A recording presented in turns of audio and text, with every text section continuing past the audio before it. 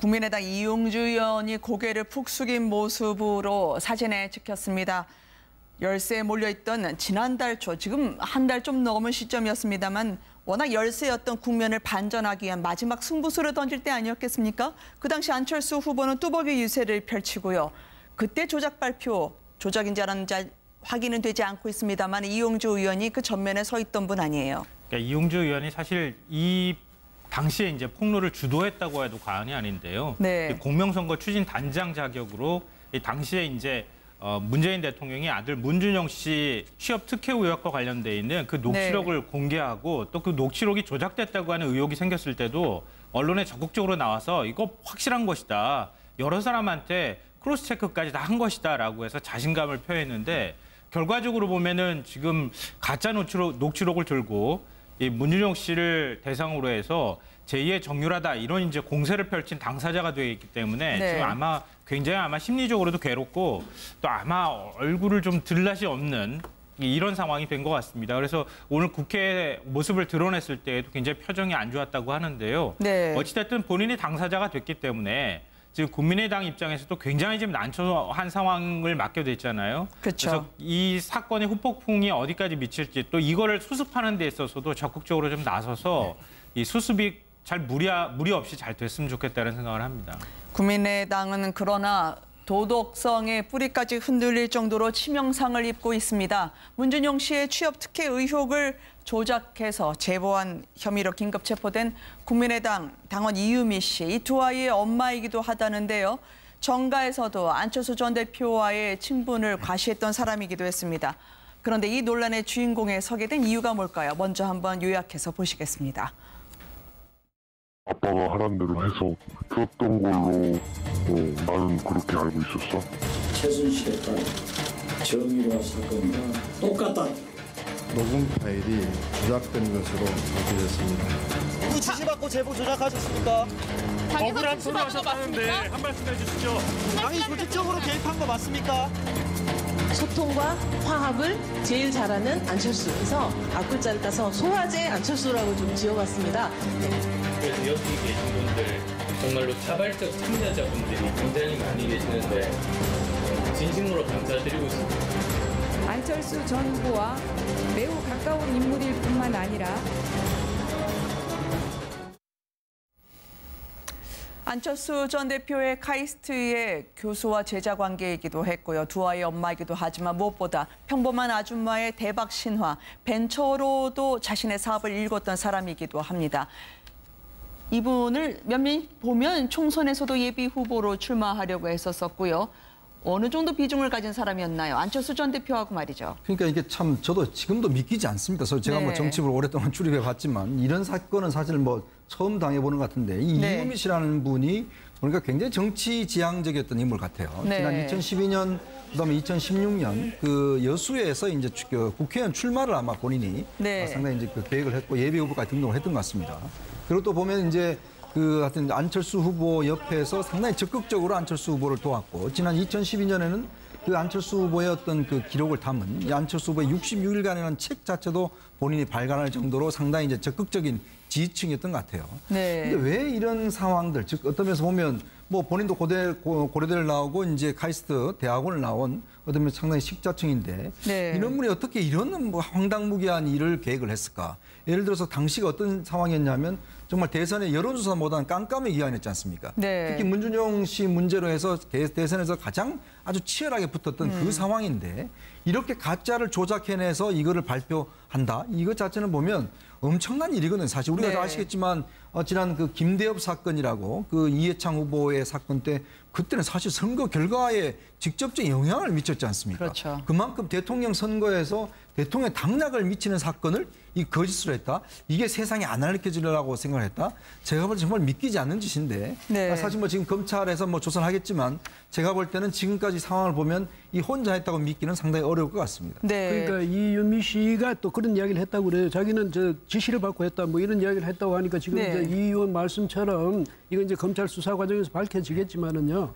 그 또 이제 이 국민의당에서도 김동철 그 원내대표 말씀으로는 이게 이제 뭐 어떻게 하냐면 그 의혹 사건, 문준용 씨 의혹 사건과 또 이유미 씨 이 조작 사건을 같이 뭐 특검으로 하자 뭐 이런 네. 주장까지 나오고 있으니까 차제. 왜냐하면 이번에는 이유미 씨 그 조작 사건 그 내용만 지금 밝혀진 거니까 이 차제 이 모든 문제를 털어가지고 그 분명히 함으로써 그 문 대통령에 대한 명예회복도 될 것이고 네. 또 그 문준용 씨에 대한 그 명예회복도 될 것이고 하니까 이 차제 그렇게 하는 건 맞고 그다음에 국민의당도 당연히 여기 대해서 당적인 책임을 져야죠. 혼자서 했다고 누가 믿을 수 있겠습니까? 예. 안철수 전 대표의 저서처럼 느껴질 수 있는 이 선거를 평가한 책까지 이분이 냈고요. 그리고 안철수 전 대표의 어깨띠까지 매주는 장면이 저희 제작진에 의해서 포착이 됐는데 이분의 과거 모습에서 뜻밖의 인물을 발견할 수가 있었습니다. 바꿔로 박근혜 전 대통령과 만났던 인연이 있었는데요. 나란히 앉아서 함께 이야기도 주고받았던 어떤 연원에서 이렇게 됐을까요? 함께 보시겠습니다. 심리상담소라든지 내가 이게 지금 적합하게 하고 있는 건지에 대해서 이렇게 좀 물어볼 수 있는 그런 데가 있으면 좋겠다는 생각이 들었습니다. 그래서 이렇게 뭐 멘토링이나 어떤 제도라든지 이런 걸로는 많이 있지만 그거 말고요. 좀 마음을 어루만져 줄 수 있고 좀 다잡을 수 있는 그런 데를 좀 만들어 주시면 좋지 않을까 싶은 생각. 좋은 그런 정말 경험을 하지 않은 사람들은 알 수가 없을 거라고 생각을 합니다. 이분이 본인이 사업을 만들고요. 또 이 벤처 때문에 박근혜 전 대통령 측의 창조경제 박람회 대통령상도 수상했던 모양입니다. 지금 이 사진이 바로 박근혜 전 대통령의 페이스북에 3년 동안 걸려있던 메인 화면이라고 하는데요. 정말 저 모습을 보면서 이게 정말 좀 이해할 수가 없는 게 2010년대에도 그 안철수 당시 캠프에 따라오면서 뭐 어떤 자원봉사 활동도 했었고 정치적 어떤 목적을 가졌던 분이라면 사실 박근혜 전 대통령과는 정치 색깔이 완전히 다르다고 보는 게 상식에 맞거든요. 그리고 저 시점이 2014년 7월입니다. 그러니까 2014년 4월에 세월호 사태가 벌어졌고 그 이후에 저분이 바로 이유미 씨죠. 박근혜 그러니까 전 대통령에게 자신의 상품을 소개하기도 하는 장면인데요. 코엑스입니다. 창조경제박람회나 이런 부분에 대해서도 약간 정치적으로도 저것은 박 전 대통령의 의도가 들어있던 부분이었고 실질적으로 도움이 안 된다는 비판도 그때 당시부터 이미 많았거든요. 근데 어떻게 저기에 저렇게 박 전 대통령과 친하게 이런 모습을 보여주면서 심지어 페이스북에 저렇게 올려놓고 나중에 정말로 가까운 친한 친구도 될 것 같다라고 얘기를 하고 있었다가 또 다시 나중에는 국민의당에서 또 출마 예비 후보로서 출마까지 했어 그런 인물이고 또 안철수 후보의 캠프에 들어가서 활동을 하다가 이런 사건에까지 연루가 됐다는 게 저 이유미 씨라는 부분에 대해서도 굉장히 고개를 갸웃거리게 만드는 부분이 있고 또 그게 그런 어떤 성형 자신의 어떤 정치적인 어떤 목적이라든가 이런 걸 굉장히 강하게 추구했기 때문에 혹시라도 이건 가정입니다. 국민당 내에 저런 것을 꾸미려고 했던 사람들에게 또 이용당할 수 있는 가장 좋은 어떻게 보면은 타겟이 될 수도 있었겠다는 생각도 듭니다. 네, 제가 볼 때는 창조경제 성공 사례로 이분이 꼽혔었네요. 상당히 부침성이 있는데 그 말은 박근혜 전 대통령과 친친되겠다, 일명 친한 친구 되겠다라고 본인이 소회를 밝히기도 하고요. 그러니까 어쩌면은 저는 이제 방금 전에도 말씀드리려고 했던 부분이 뭐였냐면요. 이유미 씨의 이 지나친 공명심, 이게 오늘의 이 사태를 만드는 한 원인이 아닐까 이런 생각을 하게 되는데요. 그러니까 지금 이제 고로 디지털 단지에 박근혜 전 대통령이 찾아가가지고 청년 CEO들하고 간담회를 한다고 할 때 지금 만난 장면이거든요. 그러니까 그 당시에 스타트업 기업들 청년들하고 같이 모아서 창조 경제를 홍보하는 뭐 이런 자리에 이제 거기에 나가서 박 전 대통령하고 만났던 장면이었는데 저거는 뭐 정치적으로 해석할 여지가 그렇게 많지 않을 수 있거든요. 왜냐하면 스타트업 기업들 청년들 모아서 그 사연도 듣고 거기에 고충이나 애로를 듣는 뭐 이런 자리였기 때문에 다만 이제 그 이후에 페이스북이나 SNS에 올린 글이 제가 볼 땐 굉장히 공명심이 있는 사람이라는 걸 느끼게 만든다는 거예요.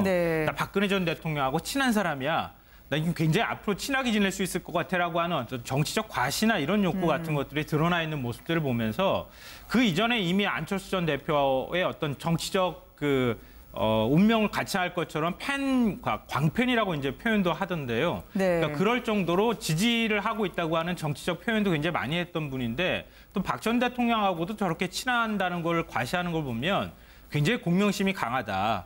또 본인의 어떤 그 역할이나 본인 자체를 외부에 드러내기를 굉장히 좋아했던 스타일이 아니었나 싶고 그게 이제 정치적 욕심하고 이제 결합이 되면서 국회의원도 좀 하고 싶어 하고 또 당에서 어떤 선거 기간 내내 뭔가를 좀 본인이 굉장히 큰 역할을 해야 되겠다고 하는 그런 생각들을 하면서 그게 좀 삐뚤어진 방향으로 가게 되면서 지금과 같은 사태가 벌어지지 않았나 네. 이런 생각이 들거든요. 그래서 저는 그런 측면으로 해석해 볼 때 과연 국민의당의 어떤 조직적인 문제로 이게 연결될 수 있을 것인가에 대해서는 살짝 좀 회의가 들거나 좀 다른 의문이 좀 들기도 하는 측면이 하나가 있고요. 네. 뭐 물론 현실적으로 생각하면 국민의당에서 이런 이제 중차대한 문제를 폭로를 할 때 이유미 씨 한 사람의 말만 믿고 폭로를 하지는 않았을 거라고 하는 점에서 굉장히 조직적인 활동이 뒷받침이 누군가는 있었을 거라고 하는 추측도 가능할 것 같습니다. 네. 그렇지만 이유미 씨라고 하는 사람의 개인적인 특성을 볼 때는 또 그 아닌 측면도 있을 수 있기 때문에 이번 문제를 너무 한쪽으로 몰아가기보다는 좀 여러 가지 측면에서 진상조사가 이루어지는 차원에서 좀 접근할 필요가 있다고 봅니다. 네, 이유미 씨가요. 워킹맘 대표 멘토로 안철수 당시 후보를 지원했었습니다. 아마 이 친분이 어디까지 갈지 모르겠는데 멘토단 안철수 당시 후보가 당선이 되면 대통령 직속기구로 하겠다고 약속을 했던 모양인데요. 지금 안철수 전 대표 들어오는 속보에 따르면 지난 25일 그러니까 이제 일요일이 되겠죠. 그때 이 허위 조작 혐의에 대한 상황을 진상을 보고받았다는 후문입니다. 지금 아직 침묵을 깨고 본인이 직접 입장 표명을 안 하고 있는데요. 이유미 씨하고 어떤 관계였을까요? 먼저 과거에 이유미 씨의 안철수 전 후보에게 바치는 이 헌사를 들어보시겠습니다. 우리 후보님이 우리 정치를 조금 더 힘내서 잘 하실 수 있게 많은 힘을 보태드릴 예정이고요. 그래서 별명을 좀 지어봤어요. 소통과 화합을 제일 잘하는 안철수 해서 앞글자를 따서 소화제 안철수라고 좀 지어봤습니다. 네, 역할을 잘 하실 수 있도록 우리가 많이 노력합시다. 워킹맘 대표로 멘토 역할을 자임하면서 안철수 당시 후보에게 직접 만든 어깨띠를 둘러주기도 했던 이유미 씨였습니다. 당시에는 고구마 문재인 때문에요. 소화제 안철수를 본인이 직접 이야기를 하더라고요. 그러니까요. 그렇게 했는데 제가 아까 드리고 싶은 말씀 뭐냐 이거예요. 네. 아까 이제 양지열 변호사가 뭐냐면 정치인들한테 이용하게 딱 그런 스타일이고 성격이다 했는데 마찬가지예요. 안철수 전 대표를 비롯해서 이 정치인들도 저분한테 속을 수 있는 그런 그러니까 정치인들도 혹할 수 있는 그런 어떤 캐릭터를 갖고 있는 사람이거든요. 굉장히 의욕적으로 자기 공명심이 있는 것뿐 아니라 정치적인 욕심이 굉장히 많잖아요. 그러니까 그런 사람한테 정치인들도 앞으로 말이죠. 사람들 좀 가려가면서 같이 일을 해야지. 입에 맞도록 그다음에 이렇게 뭐든지 자꾸 제공한다 해서 거기 혹하면 바로 이런 식으로 엄청스러운 그 덫에 스스로 걸릴 수 있다. 그러니까 안철수 전 후보 대표도 뭐냐면 이렇게 아주 입에 맞는 말, 귀에 솔깃한 말, 그다음 더더구나 내가 스승이고 제자 관계인데 설마 나한테 이런 식으로 해서 너무 믿거나 이렇게 또 너무 말이 닮은 집에는 가지 말라고 그랬어요. 장이 단 집에는 가되 그런 식으로 너무 말을 달게 하는 사람은 정말 경계를 해야죠. 근데 저분이 보니까 지금까지 하신 말씀도 이거 소화제 소통과 그런 것 화합을 이런 것을 강조하면서 소화제라는 말까지 잘하는 그렇게 이야기하는데 바로 그렇게 너무 말을 달게 하는 이런 사람은 그 사람이 정치인들도 좀 안철수 전 대표도 조금만 조심했더라면 아마 근데 너무 이런 바람에 사태가 너무 엄청스럽게 커졌죠. 생각지도 못한 접점으로 박근혜 전 대통령의 페이스북 메인 사진 그리고 창조경제에서의 대통령상 급기야 안철수 전 대표의 진신 캠프에 합류를 하면서 오늘날의 이 사태를 불렀던 단초가 됐던 사람을 보고 계십니다. 그러니까 이제 물론 이유미 씨의 개인적인 문제도 있겠지만 과연 이제 국민의당이 이 사실을 언제 파악을 하고 어떻게 대응을 했느냐. 사실은요. 지금 이유미 씨 같은 경우는 이제 검찰의 이 사건은 이제 파슨스 당시 대학교 동창들이 이제 했다고 했는데 사실은 이제 문준용 씨가 당시 동창은 한 2명밖에 없었대요. 그래서 그 2명한테 이야기는 절대 이야기한 적이 없다는 거예요. 그러니까 그때 당시에도. 그래서 이제 검찰에 고발이 된 사건입니다. 그러다 검찰에 수사를 하는 과정에서 이유미 씨를 소환 통보를 한 거예요. 검찰 조사를 해보고. 그러니까 이유미 씨가 이게 이제 들킬 것 같으니까 25일 날 당 관계자한테 이제 본인이 토로를 한 겁니다. 그래서 당에서 알게 돼서 당에서 혹시나 검찰 수사에서 나오면 큰일이잖아요. 그래서 검찰 수사에 나오기 전에 당이 황급하게 일단 발표를 한 거거든요. 자, 그러면 이런 상황들은 물론 속았다고 당해서 치더라도 그 이후에 여러 가지 정황들을 보면 당에도 뭐 검사 출신들 꽤 많지 않습니까? 지금 이용조 의원도 사실은 부장검사 출신이고. 자, 그러면 이 문제에 대해 검증을 한번 해봤어야 됐죠. 네. 그러니까 그런 상황이 됐다라면 미리 알았다라면 그럼 뭐 빨리 안 시점에 대해서 본인들이 좀 토론을 했어야 되는데 어제 지금 오늘 박주선 그 비대위원장의 그 어떤 보면 어쩔 수 없이 이제 밝혀는 거잖아요. 검찰에 가기 전에. 네. 그런 걸로 비춰본다면 과연 국민의당이 이 문제를 가지고 얼마만큼 내부에서 확인하려고 했던가. 그리고 또 이걸 누가 먼저 알고 지금 이은미 씨 증언을 보면 이걸 본인이 좀 마음에 이제 캥겨서 네. 이거 빨리 이거 고백을 하자. 그러니까 뭐 어차피 선거 끝나면 다 이제 고소 고발 다 취한다. 그러니까 이 사건도 그냥 묻히니까 그냥 가자. 이렇게 이야기를 했다는 거 아니겠습니까? 자, 그러면 그 이야기를 과연 그러면 했는 사람이 누구고 그걸 왜 이야기를 했고 또 그 사람은 또 딴 사람한테 보고를 안 했는지 네. 이런 부분에 대해서 제가 볼 때는 검찰에서 아마 수사를 해야 될 겁니다. 그래서 아마 네. 제가 볼 때 지금에서 뭐 국민의당이 특검이니 뭐니 이야기를 하는데 국민의당은 수사 대상이에요. 그러니까 본인들이 특검을 해달라 이렇게 요구할 자격이 없습니다. 일단 검찰에서 수사하는 대로 최대한 협조하는 그런 저는 의무밖에 없다고 보거든요. 네. 그렇기 때문에 국민의당은 이 조사 결과에 따라서 아마 본인들의 책임 조사는 엄격하게 책임을 져야 될 겁니다. 안철수 전 대표의 대선 출마 선언 후에 중도 사퇴까지 그 과정을 담은 책도 저자 이유미의 이름으로 나왔고요. 안철수 후보로 왜곡된 세상을 바로잡을 수 있겠다라고 했고 또 카이스트 제자이기 때문에 스승의 날 꽃다발 선물과 노래를 불러주기도 하지 않았겠습니까? 공명심일까요? 안철수 전 대표는 몰랐을까요? 글쎄요. 단정적으로 표현하기는 좀 어려운 측면이 있는데요. 네. 저는 이제 이번 문제에 대해서 대응하는 국민의당 태도가 굉장히 부적절하다 이렇게 생각을 하는데요. 네. 첫째로는 방금 전에 말씀하셨던 것처럼 특검을 하겠다고 하는 태도 자체가 좀 역공의 측면으로 더 이상 우리가 여기서 공격을 당하게 되면 당이 공멸할 수 있다고 하는 뭐 위기의식 때문에 그런지는 모르겠지만 네. 특검을 해서 뭐 진상을 밝히자고 주장하는 것은 대단히 부적절하다. 지금 수사 대상이 될 수 있고 조사 대상이 되어야 하는 정당에서 저렇게 표현하는 것은 이거는 정치적 공세로 이번 문제를 만들겠다고 하는 의도가 보이는 거라서 부적절하다고 네. 보고요. 또 한 측면으로는 국민의당이 어찌됐든 이번 문제에 있어서 가장 큰 책임을 지고 있는 정당입니다. 왜냐하면 이은미 씨라고 하는 그러니까 이른바 광팬으로 불리는 사람이 있고 안철수 전 대표에 대해서 꼭 대통령을 만들겠다고 하는 사람들은 아마 당에 많이 있을 수도 있어요. 네. 이은미 씨 말고도 꽤 많은 사람들이 있을 수 있는데요. 그런 사람들이 어떤 파일을 갖고 오거나 뭐 물론 조직적인 것일 수도 있겠지만 갖고 왔다고 하면 그걸 검증해야 되는 것은 당에서 해야 되는 거거든요. 당에서 이게 사실인지 아닌지 확인하고 네. 뭔가 미심적인 부분이 있는지 없는지를 확인해야 될 의무는 당에 있는 거고 당의 공식적인 기구에서 그걸 확인했어야 하는데 그걸 제대로 확인을 못했던 겁니다. 네. 그러니까 이은미 씨의 행동도 문제지만 조직적인 문제를 떠나서 당에서 그걸 제대로 검증하고 그걸 검증한 뒤에 국민들한테 알렸어야 할 책임에서 자유로울 수 없다.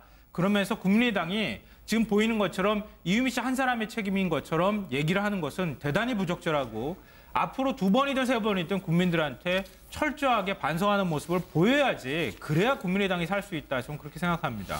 이은미 씨의 검찰 출석 시점에 또 긴급 기자회견을 자청해서 말이죠. 책임 정하나 꼬리 자르기 아니냐라는 의혹이 일고 있는데 안철수 전 대표의 경우에는 사전에 보고를 받았었고요. 오늘 미묘한 블로그 하나가 있었습니다. 바로 안철수 전 대표 공식 블로그에 3년간 한국 정치의 가장 밑바닥까지 경험을 한 것 같다. 이건 국민들이 알아서 해석을 하라고 올리시는 걸까요?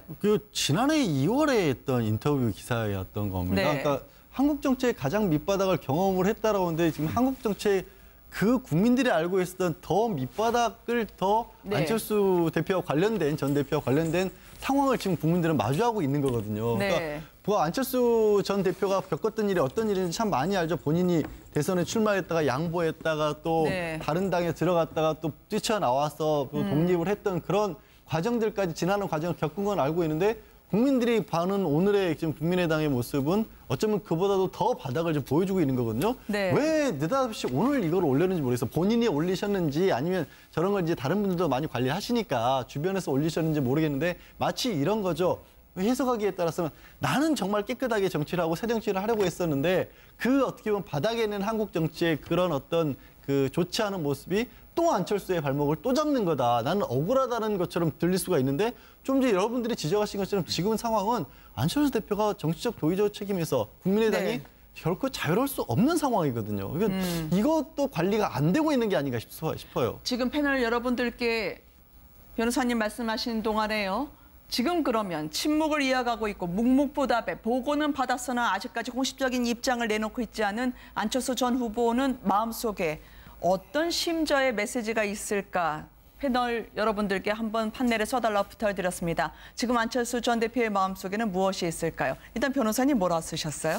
저는 대선의 추억이라는 네. 그러니까 우리 그 살인의 추억이라는 영화가 있었지 않습니까? 네. 그게 영세살인 사건을 다룬 영화였었는데 그 끝까지 범인을 못 잡아서 안타까워하는 형사들의 일대기 네. 이런 것들을 그린 거였는데 안철수 지금 전 후보 같은 경우 이런 생각을 할 것 같아요. 도대체 누가 이거를 사단을 일으켰느냐. 그리고 이 단순하게 한 사람만뿐만 아니라 이 사건을 명쾌하게 네. 국민들에게 명확하게 해명을 해서 이 내용을 밝혀내고 나와는 전혀 연관관계가 없다는 것을 해명을 해내지 못하면 이 대선에 출마했고 모든 정치 활동을 했던 것이 이젠 추억으로 남아버릴지도 모른다. 이제 나는 다시는 이 현장에 못 돌아갈 수도 있다.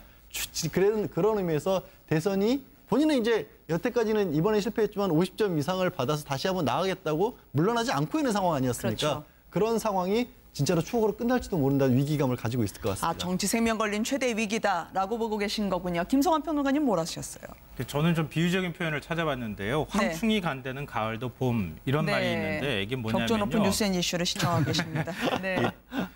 지금 가을이에요. 네. 가을인데 풀무치가 이렇게 지나가고 나면 이 가을에 알곡이 다 달려 있어야 되는데 다 먹어치워가지고 가을이 먹을 거 없는 봄처럼 바뀐다 뭐 이런 뜻인데요. 요거는 황충인가요? 예, 황충이요. 네. 그러니까 풀무치를 이렇게 부르는 말인데요. 네. 그래서 조금 어렵긴 하지만 이제 쉽게 말씀드리면 저 안철수 전 대표의 어떤 심리적 측면으로 보면은 나는 뭔가 이렇게 하려고 하면 이렇게 다 안 되는 거지.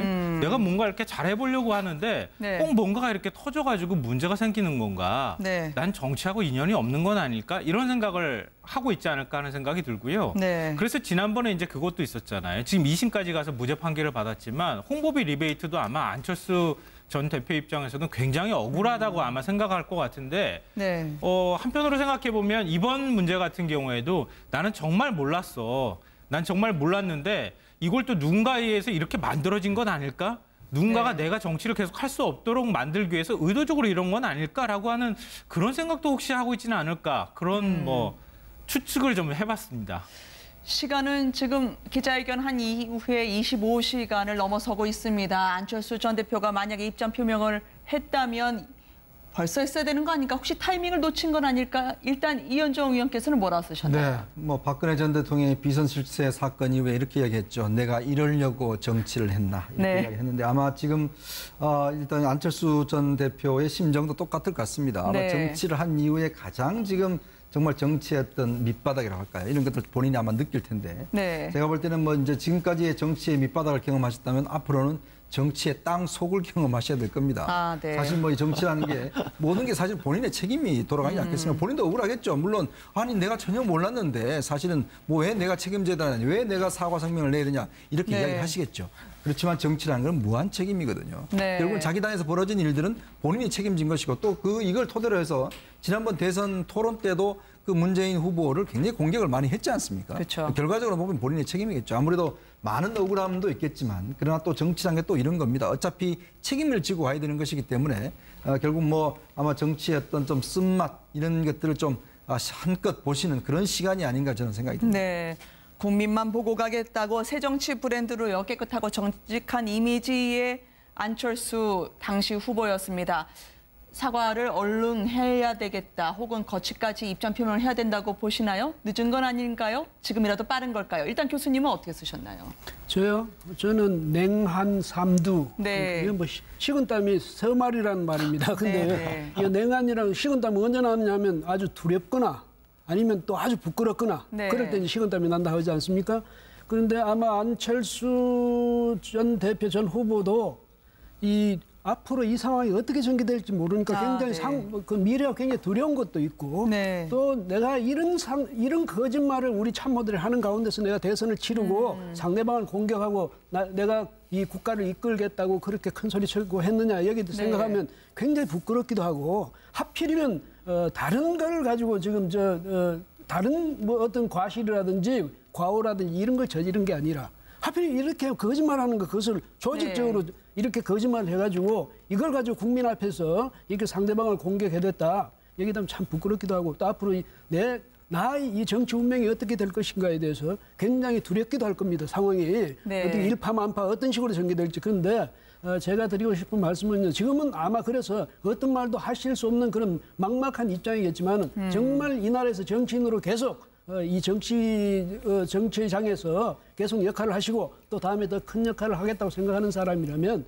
지금 말씀하신 대로 바로 사과를 했어야죠. 내가 잘못했을 때 정치인이라는 사람들은 내가 잘한 것을 자랑하기 이전에 내가 잘못한 것을 과감하게 국민 앞에서 진솔하게 사과할 줄 아는 그런 마음이 있어야 그래야 비로소 리더다 이런 소리를 들을 수 있거든요. 그러니까 안철수 전 대표께서도 이 뭐 지금 이렇게 나 당황합니다. 나 정말 억울합니다. 이런 생각 가지기 이전에 우선 바로 그것이 국민의당 또 안철수 후보의 그 말이었지 않습니까? 어쨌든 그 문준용 씨 그 의혹이라는 것은 누가 했건 간에 그랬으면 거기에 대해서 정말 죄송합니다 하고 지금이라도 당장 사과부터 하고 그 수습이라든지 앞으로 대응이라든지 아까도 말씀드린 바와 같이 김동철 원내대표가 특검을 하자.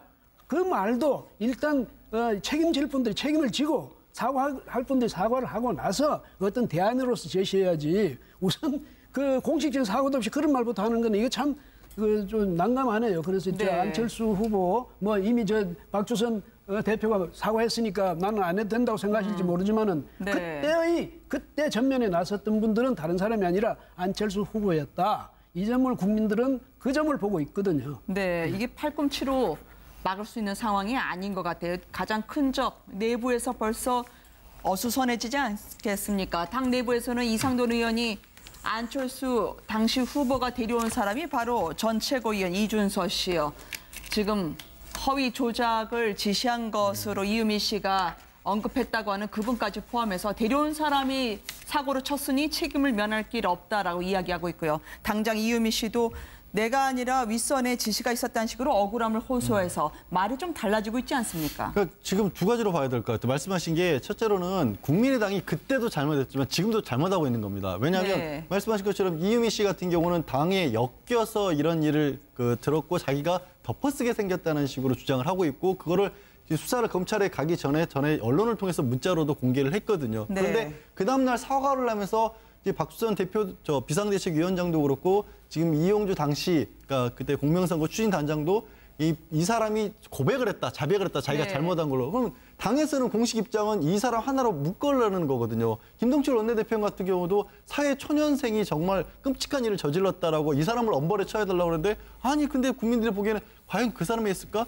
게다가 사회 초년생도 아니잖아요. 지금 30대 후반인데다가 벤처기업 대표였다가 국회의원을 하게 또 2번이나 낯선 사람인데 어떻게 저기서 끝날까라는 상황에서 마치 꼬리 자르기 좀 비춰지고 있고 거기에 더해서 이제 당내에서도 어쨌든 대선 과정에서의 잡음이나 대선 이후에 당을 수습해가는 과정에서 다른 목소리들이 나오고 있는데 그게 지금 당장 안철수 어떻게 보면 개파라고 해야 될까요? 대한 공격으로 이어질 수도 있는 상황이거든요. 그게 다른 분이 아니라 바로 이상돈 의원 같은 경우가 아니 정치적으로 도의적으로 다른 사람이 아니라 바로 안철수 대표 본인이 책임을 져야 되는 게 아니냐라는 목소리가 나올 수밖에 없고 이제 이 복잡한 사정이 곧 있을 전당대회까지 이어지겠죠. 정말 앞침 대 덮친 격입니다. 말씀하신 것처럼 안철수 전 대표가 최고의 인재라고 데려온 사람들이 이기기 위해서는 수단과 방법을 가리지 않고 조작이라 하더라도 우리만 이기면 모든 고소 고발 발이 취하될 수 있다라고 얘기한 부분에 많은 분들이 왜 옛날 봤던 구정치지라고 생각하실 것 같습니다. 지역구 사무실에 안철수의 정책 카페가 이미 폐쇄가 됐고요. 저희 제작진이 알아보니까 안철수 전 대표가 개인 짐을 챙겼다는 소식이 들려옵니다. 지금 안철수 전 대표는 무엇을 해야 할까요?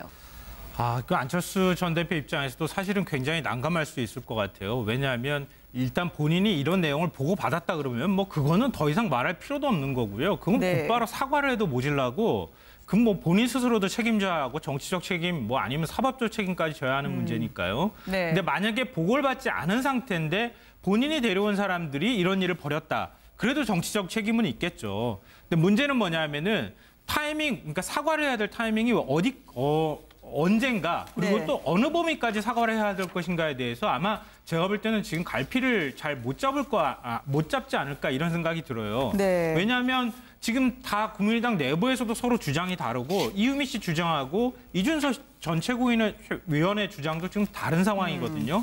그러니까 어디까지 진상이 규명이 되느냐에 따라서 안철수 전 대표의 어떤 사과의 범위도 다를 거고 사과의 방식도 달라질 것이기 때문에 제가 볼 때는 당분간은 그냥 최대한 침묵을 지키고 낮은 자세를 유지하고 외부의 모습을 드러내지 않는 행보를 할 가능성이 높지 않을까. 네. 그리고 만약에 모습을 드러낸다고 하면은 검찰이 일단 수사를 하고 난 다음에 당사자들을 조사해서 어떤 방식으로든 그 내용이 어떤지 실체를 공개하고 난 다음에 그 다음에 책임지는 모습을 보이지 않을까 이런 생각이 듭니다.